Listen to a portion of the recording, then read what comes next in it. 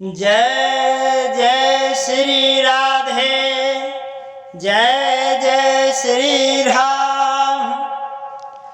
आज हम हनुमान चालीसा का 19वां भाग कहने के लिए जा रहे हैं। हे सज्जनों, जिसमें यानी संत तुलसीदास ने ब्रह्मांड की गणना के बारे में बताया है कि यहाँ से सूर्य कितने किलोमीटर दूर है। वैज्ञानिकों की खोज तो अब हुई है, इस जब वैज्ञानिकों की खोज से पहले और संत तुलसीदास ने गणना कर दी थी कि हमारे सूर्य कितनी दूरी पर है, पृथ्वी से है। इसके बारे में यानी तुलसीदास जी कहते हैं। सबसे पहले हम लेते हैं श्री राम नाम। श्री राम जय जय राम, सुमिरत नाम मिटाए सब काम। श्री राम जय जय राम, श्री राम जय जय राम।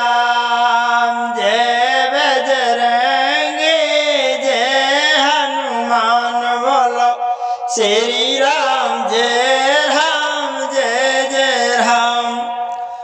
हो मतुलित बलधामं हेम शैलाभ देहं, धनुज वन कृशानं ज्ञान नाम ग्रगण्यं। सकल गुण निधानं वारणामामधीशं, रघुपत प्रिय भक्तं बात जातं नमामि। जय श्री राम।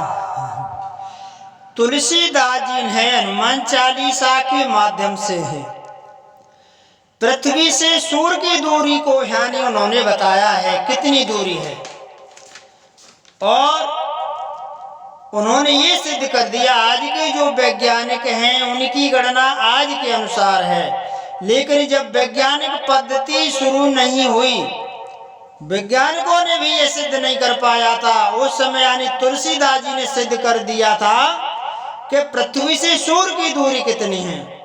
पहले सूर्य को नापने के लिए जो प्रक्रिया चलती थी, किससे नापती थी? दूरी नापने की मतलब प्रक्रिया क्या थी? तो पहले था योजन। एक योजन में 4 कोस होते हैं और 2 मील होते हैं। एक योजन में यानी 4 कोस 2 मील होते हैं। योजन के बाद में फिर चले से मील, 2 मील में 1 योजन होता है। मील के बाद में फिर चले थे कोस, 2 कोस में 1 मील होता है। और कोस के बाद में चले किलोमीटर, 1 किलोमीटर में 3, 1 यानी कोस में 3 किलोमीटर होते हैं। और उसके बाद में फिर मीटर यानी 1 किलोमीटर में 1000 मीटर होते हैं। इसके बाद में इंच, फुट और mm, ये यानी लंबाई की गणना याद करने के लिए, नापने के लिए ये है। अब हम चलते हैं वैज्ञानिक पद्धति के आधार पर। जैसे तुलसीदास जी ने कहा है हनुमान चालीसा में, योग सहस्त्र योजन परवानो, लील्योताए मधुर फल जानू। सूर्य भगवान की गणना पृथ्वी से बताइए 1000 योजन पर सूर्य है, जिसको हनुमान जी ने फल समझ करके आने निकल गए थे। तो उसकी दूरी अलग अलग है और समकक्ष भी है वैज्ञानिकों के आधार पर और तुलसीदास जी के हनुमान चालीसा के आधार पर बताए गए। पहले हम चलते हैं वैज्ञानिकों के अनुसार। और वैज्ञानिकों के अनुसार सूर्य का आकार है यानी व्यास उसका गोल घेरा 8,00,000 1,64,938 है, यानी घेरा है उसका। जैसे 1 मील में 2 कोस होते हैं, एक कोस में 3 किलोमीटर होते हैं, 1 किलोमीटर में 1000 मीटर होते हैं। इस प्रकार 17,19,876 कोस हुए। और इसके बाद में जब हम किलोमीटर से यानी गुणा करते हैं तो ये आता है 51,89,628 किलोमीटर। अब 51,89,628 गुणा 1000, क्योंकि मीटर में 1 किलोमीटर में 1000 मीटर होते हैं, तो इसलिए गणना आती है 5,18,96,28,000 मीटर। और सूर्य का प्रकाश का वेग है वैज्ञानिक के अनुसार वह 3 लाख किलोमीटर प्रति सेकंड के हिसाब से है, यानी 1 सेकंड में सूर्य का प्रकाश 3 लाख किलोमीटर चलता है। और 8 मिनट और सूर्य का प्रकाश सूर्य से पृथ्वी तक कितने मिनट और सेकंड में आता है, तो वैज्ञानिकों के अनुसार है 8 मिनट 40 सेकंड में धरती पर सूर्य का प्रकाश आ जाता है। और 3 लाख किलोमीटर प्रति सेकंड से उसकी रफ्तार है, तो हम यानी 3 लाख इंटू 60 सेकंड, तो हमारा आता है 1,80,00,000 किलोमीटर प्रति मिनट के हिसाब से। फिर मिनट का करते हैं 1,80,000 किलोमीटर इंटू, तो ये हमारा यानी आता है और 1,80,00,000 किलोमीटर इंटू 8 क्या है कि 8 मिनट में सूर्य का प्रकाश आता है, तो है आता है 14,40,00,000 8 मिनट में 8 मिनट आ जाता है। अब बचे 40 सेकंड, तो 3 लाख किलोमीटर इंटू 40 बराबर 1,20,40,000 सेकंड में तय हुआ। कुल कितना हुआ, यानी 1,60,00,000 किलोमीटर की दूरी को सूर्य का प्रकाश तय करता है 8 मिनट और 40 सेकंड में। तो है ये हुआ हमारा वैज्ञानिकों के अनुसार, धर्मशास्त्र के अनुसार, तुलसीदास जी के अनुसार युग सहस्त्र योजन परमाणु।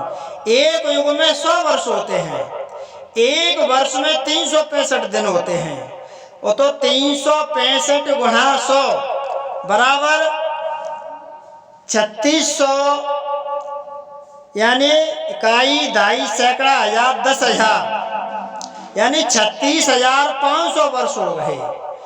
एक दिन में 24 घंटा, तो 365 इंटू 24 तो 8,760 घंटा हुए एक वर्ष हैं। और 36,500 गुणा 8,760 तो गणना आती है 31,97,40,000 घंटे हुए। अब एक युग में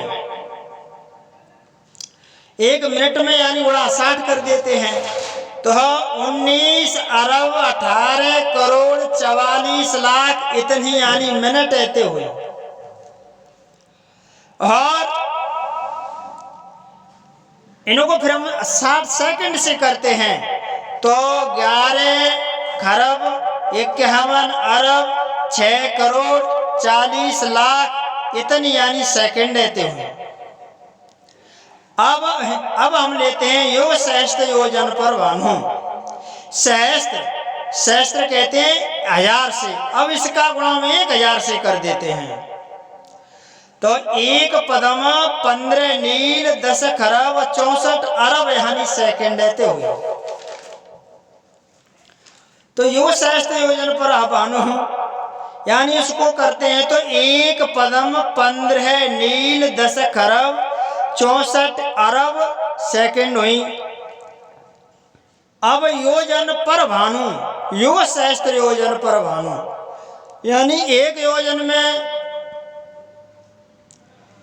12 यानी किलोमीटर होते हैं। तो इसका गुणा फिर हम 12 से कर देते हैं तो 13 पदम 18 नील 27 खरब 68 अरब 10 करोड़ किलोमीटर, यानी सूर्य की दूरी है पृथ्वी से, इतनी दूरी यानी पृथ्वी की दूरी है। ये तुलसीदास जी महाराज के हिसाब से है। अब हम चलते हैं योग सहस्त्र योजन पर भानु,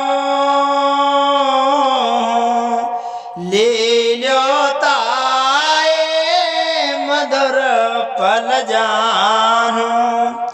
श्री राम जय राम जय जय राम, श्री राम जय जय राम। इतना आकार का बड़ा सूर्य जो संसार को अपने प्रकाश से प्रकाशित करता है, जिससे प्रकृति की प्रत्येक क्रिया संचालित होती है।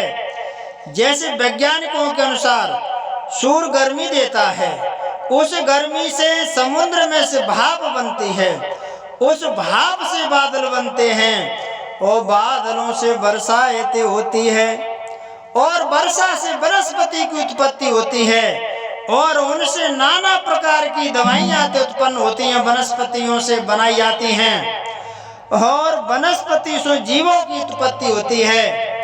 जैसे हम अन्न खाते हैं, अन्न से यानी वीर की उत्पत्ति होती है और वीर से ही यानी जीवों की उत्पत्ति होती है। तो अन्न से उत्पत्ति हुई, अन्न वर्षा से हुआ और वर्षा यानी सूर्य के प्रकाश से होती है। तो सूर्य के प्रकाश से ही चंद्रमा में रोशनी होती है, जिससे चंद्रमा शीतल होकर के बर्फ झड़ती है। उस बर्फ के जमाव से पिघल करके पहाड़ों से नदियां बहती हैं और जो समतल क्षेत्रों में वनस्पतियों को, कृषियों को, उद्योगों को, प्रकृति के समस्त प्रकार की यानी आवश्यकताओं की पूर्ति करते हुए और समुद्र में यानी प्रवेश कर जाते हैं। जो प्रकृति संचालित है, परिवर्तनशील है, वह सूर्य के कारण ही है। अगर सूर्य नहीं होगा तो सभी प्रकृति की प्रक्रियाएं बंद हो जाएंगी, प्रकृति निष्क्रिय हो जाएगी। उसी सूर्य के हनुमान जी ने यानी गर्भाष्ट सिद्धि का प्रयोग करके और अपने शरीर को यानी इतना बढ़ा दिया कि हनुमान जी ने सूर्य को मधुर फल जान करके और अपने मुख के अंदर ऐसे रख लिया। एक बार हनुमान जी बचपन में एक बगीचे में सुबह घूम रहे थे और बचपन का उनका समय था, शरीर था। सूर्य भगवान का उदय हुआ तो हनुमान जी ने उस समय बाल स्वरूप था हनुमान जी का, तो सूर्य को मधुर फल जान करके और सूर्य को यानी अपने मुख के अंदर रख लिया।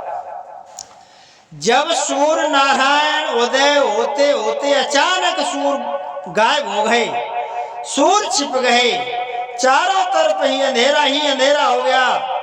तब सभी देवता घबरा गए कि अचानक सूर्य कैसे गायब हो गए, कहाँ चले गए। प्रकृति का संतुलन यानी बिगड़ गया, चारों तरफ हाहाकार मच गया।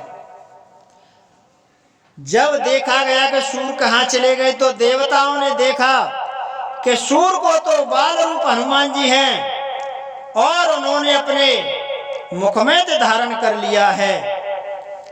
तब तो यानी क्या हुआ कि सभी देवताओं ने इकट्ठे होकर के हनुमान जी की स्तुति ऐसे करी और कहने लगे और सभी देवता यानी इकट्ठे होकर के हनुमान जी की स्तुति करने लगे कि हे पवन पुत्र, हे शंकर भगवान के 11वें रुद्र, अंजनी के छैया, आप यानी सूर्य भगवान को मुक्त कर दो, और नहीं तो पृथ्वी में हाहाकार मचाएगी। तब उन्होंने कहा, स्तुति करने लगे, बाल समय रवि चलियो तब तीनों लोक भयो बंध्यारो। जब बाल रूप था हनुमान जी का और सूर्य भगवान को अपने गले में रख लिया तो तीनों लोक बंध्यारा हो गया। देवनयन करी बिनती तब छाण दियो रवि कष्ट निवारो। को नहीं जानत है जग में कप संकट मोचन नाम तिहारो। बाल संभर बच लियो तब तीनों लोग भयो निहारो। देवनयन करी बिनती तब छाण दियो रवि कष्ट निवारो। को नहीं जानत है जग में कब संकट मोचन नाम तिहारो। तब देवताओं की विनती करने पर सूर्य भगवान को हनुमान जी ने छोड़ दिया, मुक्त कर दिया। ऐसे थे हमारे इष्ट हनुमान जी। तब तो तुलसीदास जी ने कहा है हनुमान चालीसा में, योग सहस्त्र योजन पर भानो ले लो ताए मधुर पल जानो। कवन सुकाज कठिन जग माही,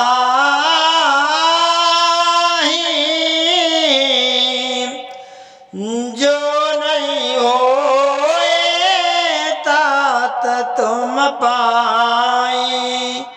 श्री राम जय जय राम। बोलो रामचंद्र भगवान की जय। हे भैया हो,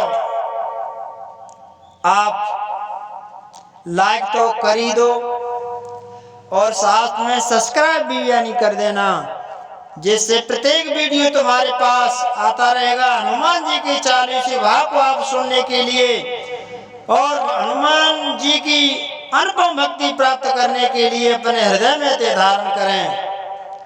जय श्री राम, जय श्री राम, जय श्री राम। बंद कर दे।